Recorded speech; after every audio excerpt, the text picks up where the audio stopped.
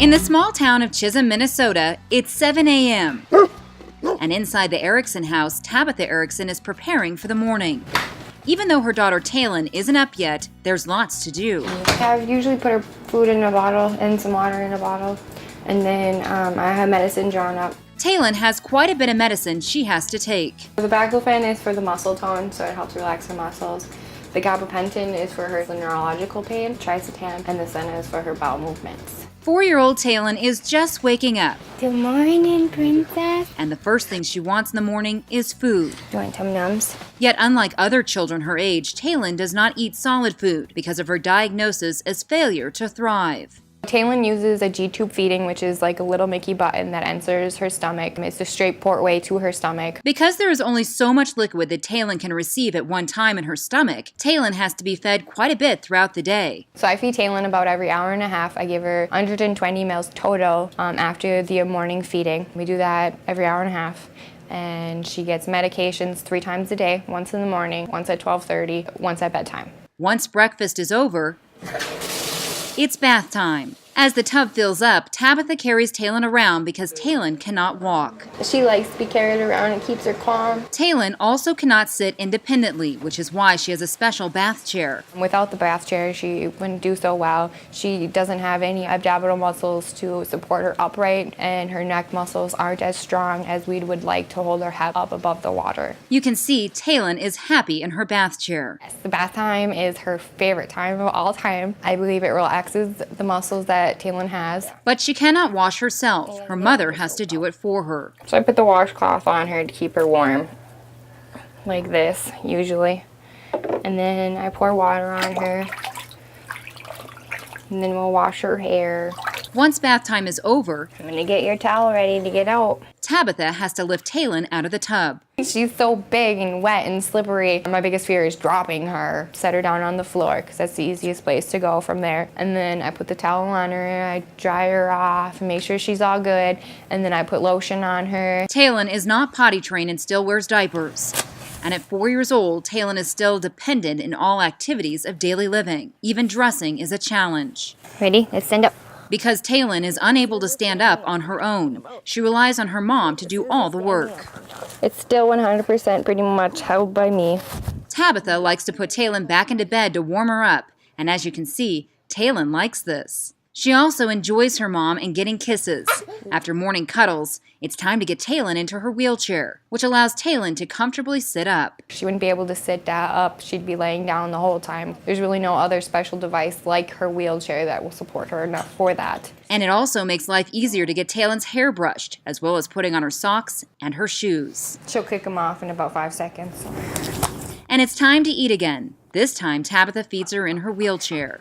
Yeah, does that feel good? Talon cannot speak, so her mom has to speculate as to what Talon likes or wants. It's a guessing game. It's a constant guessing game. Talon has a special computer where she is learning how to communicate. She says a lot of "I want," but she doesn't say what she wants. Until Talon gets the hang of using the computer, Tabitha just guesses what she wants.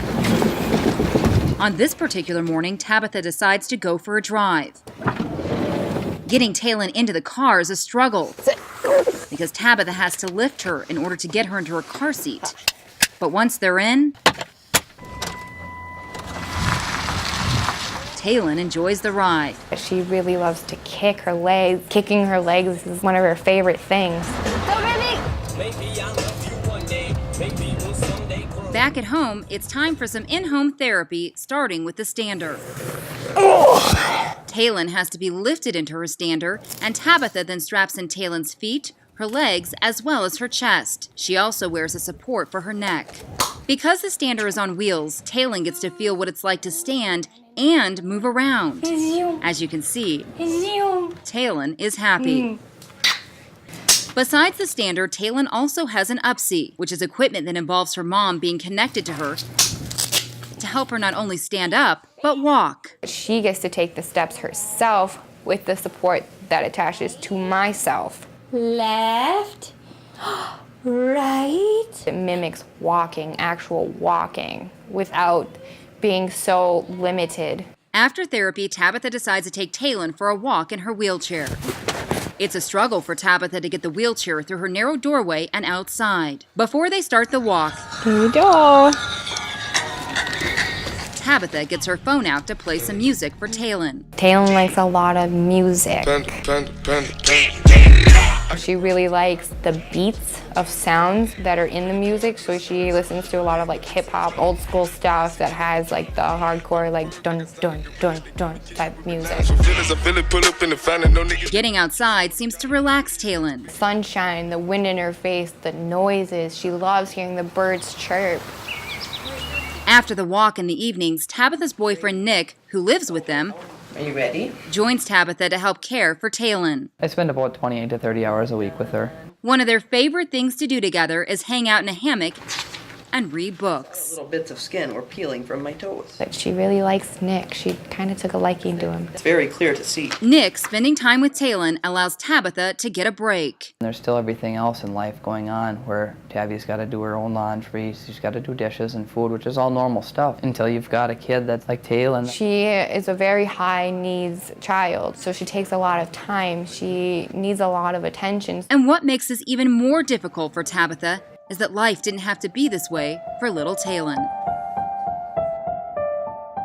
According to pediatric neurologist Garrett C. Burris, MD, right after Talon was born, at or about 5.5 hours of age, baby Talon had untreated and uncontrolled clinical seizures, lasting for approximately 3 hours before treatment. Dr. Burris believes the severity and duration of seizures caused and or contributed to cause this infant's brain injury. Dr. Burris also says there was hypoxic ischemic injury seen on Talon's brain imaging studies.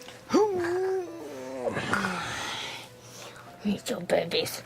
The long-term consequences of Talon's brain injury, according to Dr. Burris, include spastic quadriplegia, which is the loss of the use of the whole body. She doesn't sit up on her own. She doesn't walk. She doesn't talk. She can barely move her hands to where she wants them. Which is why Talon requires full assistance at all times. Yeah, she can't even give you half support. You have to do the full support of her. Dr. Burris says other long-term consequences of Talon's brain injury include acquired microcephaly, global developmental delay, epilepsy, and requirement for gastrostomy tube feedings. Being Talon's mom is very nerve-wracking. There's so many things that I have to learn every day just to kind of get a sense of like what's going on with her. All the special equipment, everything's so time-consuming, and then the fact that she can't tell me what's going on. She doesn't have any of that communication. And according to Dr. Burris, Talon's neurological injury is permanent, and it is improbable that there will be meaningful neurological improvement. It breaks your heart every day to have to see your child struggle. And because Talon requires so much one-on-one care, it leaves Tabitha little time to do anything else. You don't get to take care of yourself. You're lucky if I even get to shower. There is no time for me. Talon's father passed away a few years ago, leaving Tabitha to care for Talon with little help. Yes, Nick's there, but he also isn't her dad, so he doesn't have to have this responsibility. He's not obligated. He does it because he wants to, or he sees me struggling. He knows I need help. When I come in, I can see that Tabby needs help, that things need to be done, that she can't do it all on her own. Caring for Talon never stops. I see you in the morning. Even at night, when Tabitha puts Talon to bed, she continues to watch her on a video monitor. I legitimately check it at least 10 times throughout the entire night. I don't get much sleep.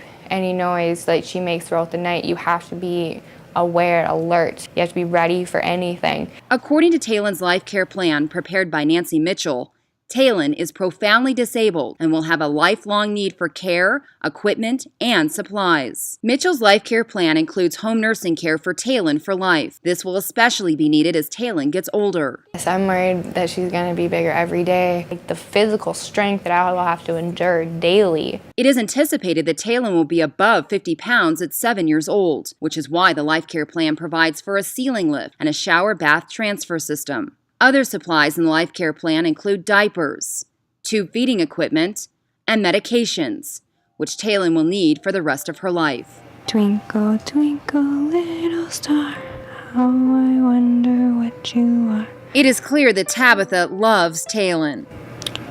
Yet what is so heartbreaking for Tabitha is knowing that life could have been very different for little Talon. It was preventable. I could have been able to be called mommy. I could have gotten the I love yous, the hugs, the kisses, but I don't get that. And it's tough. She doesn't deserve it.